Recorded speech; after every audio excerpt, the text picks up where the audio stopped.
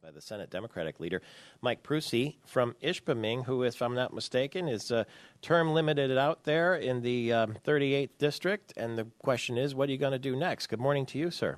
Good morning to you, Michael Patrick. Well, that question has been floating around my household for a while here, and I told Tim Skubik the other day I think I'm going to become a political pundit because there's not much competition running around Lansing today. That's a great idea. Maybe you could guest host the program sometime, and I could get some time off. I'd be happy to do that. Are you paying attention to who will replace you, or do you look at all at the race? Oh, I do indeed. Representative Mike Lottie from up in the Copper Country is the Democratic candidate, and there are two Republicans squaring off in the primary. But I think Mike Lottie really fits the profile of the 13 counties of the 38th District, and he's working hard all summer and into the fall, and I'm looking forward to watching him get sworn in January.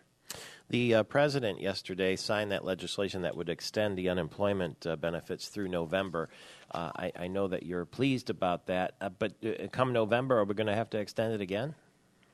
I certainly hope not, but I hope the economy comes to and gets unemployment to the levels where we don't have to worry about extended unemployment. But we're starting at such a high point, and I heard a discussion yesterday where they talk about usually that when the unemployment level's at 7% or lower, they stop extending. And I think as a country, we have a ways to go before we get to 7% unemployment.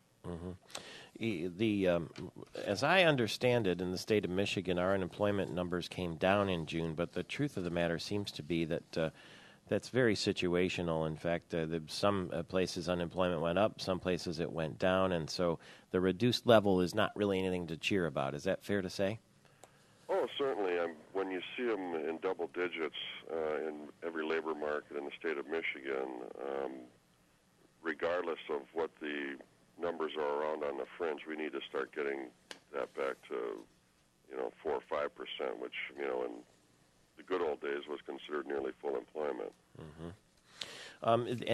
You know what? Also the evidence seems to back it up here. If you believe in polling, Quinnipiac University has a poll released yesterday that shows that the idea of lowering the jobless rate is of greater importance to Americans than any other issue. 64% of Americans, compared with 30% who are focused on the federal budget deficit. 64% say, let's get some jobs going here first and foremost.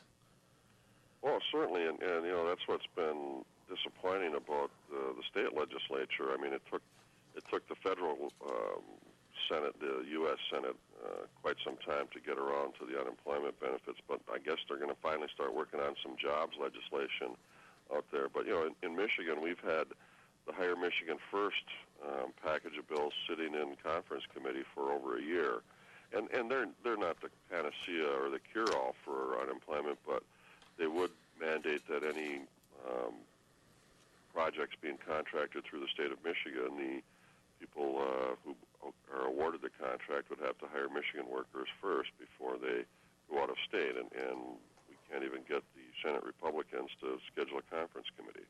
That seems entirely fair, doesn't it? I mean, who would argue against that?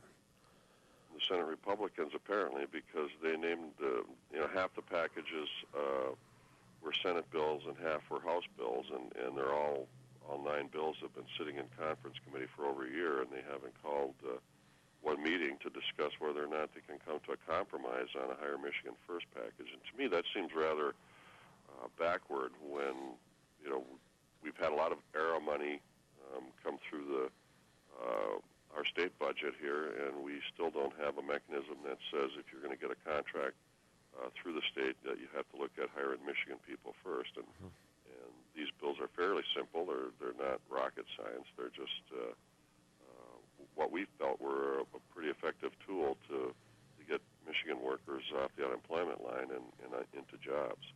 Have you decided who you're backing for governor yet? I really like both of these guys. I've served with Verge, and I've worked with Andy as the speaker for the last 3.5 years here, and I'm still kind of weighing them out here. I know I'm getting close to the primary, but I'm kind of leaning toward Andy Dillon. 11 days left. Why the lean? Well, I haven't had a chance to really have a sit down with Andy and ask him some questions about where he intends to take Michigan if he is elected in November. So I hope to be able to sit down with him here in the next few days. Okay, we hope to sit down with you soon, too, especially before you leave. Mike Prusi, the Senate Democratic leader. We'll talk to you again soon.